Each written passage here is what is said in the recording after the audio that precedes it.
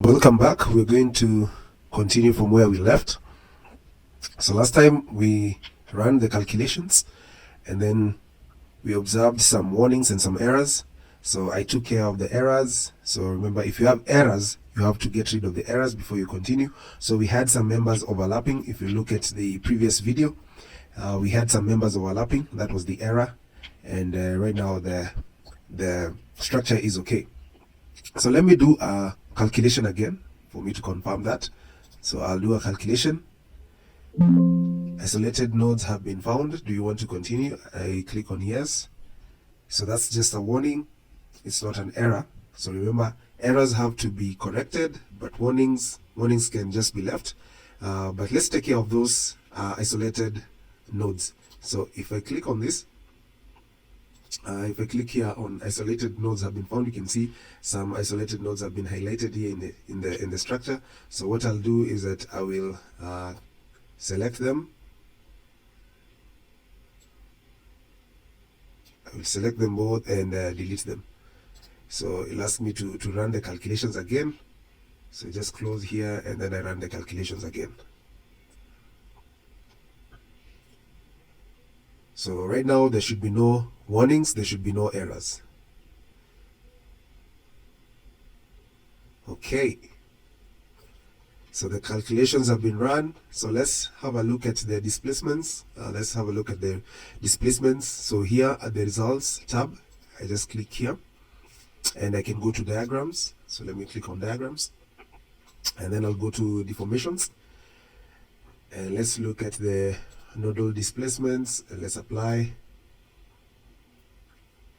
Now you can see the displacements of the nodes because of the load combinations that we have. You can see there are some displacements happening. So what I want to start with my design today is to start with the column design. So for me to do that, I will need to go to the reactions. So for me to get rid of these illustrations, the deformation illustrations, I just go back to results again, diagrams of members, and then I go back to deformations. I uncheck and then I apply and they disappear. So right now what I want to check are the reactions. So which columns have the highest reactions? So how am I going to do that? I go again back to results and then I click here on reactions. So let's wait for the reactions to pop up. As you can see, there's so many reactions. So what we want to check are the most extreme reactions. So where do we have the highest reactions? So you can see there are various tabs down here. There's values, there's envelope, and then there's global extremes. So I'll go to the global extremes, and here you can see at one node we have the highest FZ reaction, and this is node 51. At node 51 we have the highest reaction. So let's check where node 51 is. So if I go back to view, and I turn on the nodes, we have so many nodes. So let me just type here node 51 and see whether it will highlight. So here I click enter, and then node 51 at the X, Y, Z, it's at it's at 4.75 in the X directions. You can see this is the X direction, and then it is at 14 in the Y directions, so the Y direction, and then in the Z it is at -1.5. So let's just look at it. So let's put on the nodes again here, and we know it's 4.5. So 4.5 is from here to here probably, and then Y, it's in this direction, so this is node 51. So we get the node 51 that we're looking for. So let me put off. I don't know why it did not highlight. Ideally it should highlight. Oh, it's highlighting. You can see it's highlighting when I zoom out. So this is our node 51. So this is where we are having the highest reactions. So this is what we're going to design for. We are going to design for these columns. So I'll select these columns. So I'll select the first column, then I'll click on Control and select the column that is on top of this column. Then select that. Then select this all the way to the top. And finally the last one. Alright, so once you select the columns that you want to design, you now come to design here and you click on provided reinforcement of RC elements. So we are designing for the worst case scenario. So here you'll get the parameters of the RC elements and the load cases that are being considered. So we have dead loads, live loads, and the wheel load that we calculated. So all these things we want to factor them in as we're doing our column design. So I'll just click OK. And here you'll see the diagram or the dimensions of the column that I had provided. So this is the column that we modeled. We model a 300 by 400 column. So let's see. So once you have this, you can see the structure is here and it's showing you the column has been selected. And then once we run the calculations, we'll see the column results. Currently we haven't run the calculations for design. And then we'll see the column reinforcement, and then we'll see the calculation notes. So let's do this. So first we'll have to select the story parameters. So I'll come here to story parameters, and here you can see the story level is at -1.5. That's okay, you can uncheck or you can leave it as it is. The environmental class, so this one I'll select XC1. So the higher you go, the worse the conditions. For example, XC2 could be very salty and humid environments. So XC1 means fairly humid. X0 means the fairest of conditions, or the best of conditions. For example, an area which is dry, which does not have high humidity, which does not have any drainage issues. So you can select X0. But you know, for engineers, we like going with worst case scenarios, so that we build a stronger, or we design a stronger structure. So here I will go with XC1, and then the concrete edge, all this relative humidity, I'll leave them as default. And then here for structure standard, this one is just standard. It's just a standard structure, so I'll go with the S1. And this environmental class and structure class are also found within the design codes. So you should check with your conditions of the environment where you have your structure, and also confirm which structure class, environment class you should choose according to the design codes. So once that is okay, just click OK. And then next I'll go to the calculation options, and here I will focus on these tabs.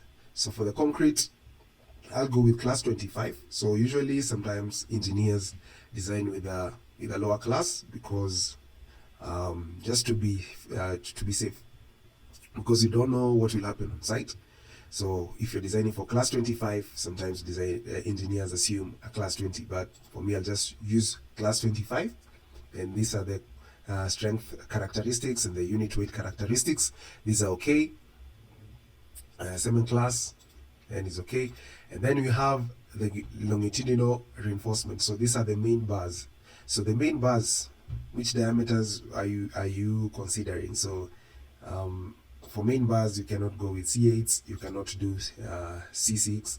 Also C10, as a rule of thumb, is not accepted in my country. So you'll start from C12 and upwards. And then for transverse reinforcement, also we do not have C6.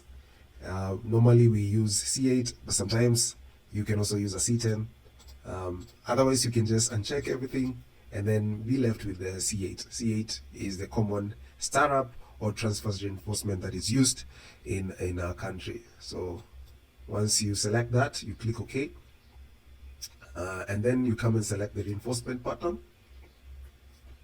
So for the longitudinal bars, the maximum number of bars in a bundle. So here you can select the diameter. So that will limit your design to a specific diameter. So we don't want our design to be limited to a diameter. We remember previously we selected a range of diameters that can be pulled. and be used in this design. So we leave it at as it is, as auto, meaning the software can pick any of those bars for the design. Then the maximum number of bars in a bundle, so 2 is okay. For intermediate bars, these are the intermediate bars, the maximum number of bars. So we selected 1, that's okay. And then the bar arrangement, so this shows you the spacing. You can specify the spacing, but let me leave it as it is.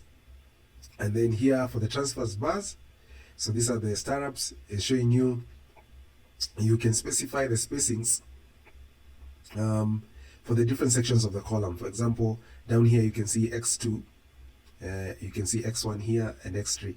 So sometimes you may do a shorter spacing near the joints. You can see here near the joints, this is a joint between the beam and the column. So near the joints, sometimes you may do more reinforcement or a shorter spacing.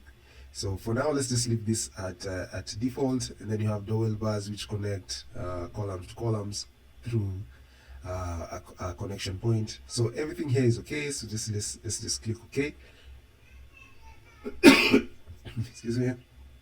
And then here you can click on column geometry and change the geometry. Right now it's giving me an error. So let's just go with the default geometry that I modeled, which is 0.3 meters by 0.4 meters. Then the backing length, the length is 1.5. Robot already knows this. And then right now we can run the calculation. So later we can do the column drawings. So let's run the calculations and see which reinforcements robots gives us. So let me just click here and then calculate. I will not generate the drawings for now, so let me just calculate.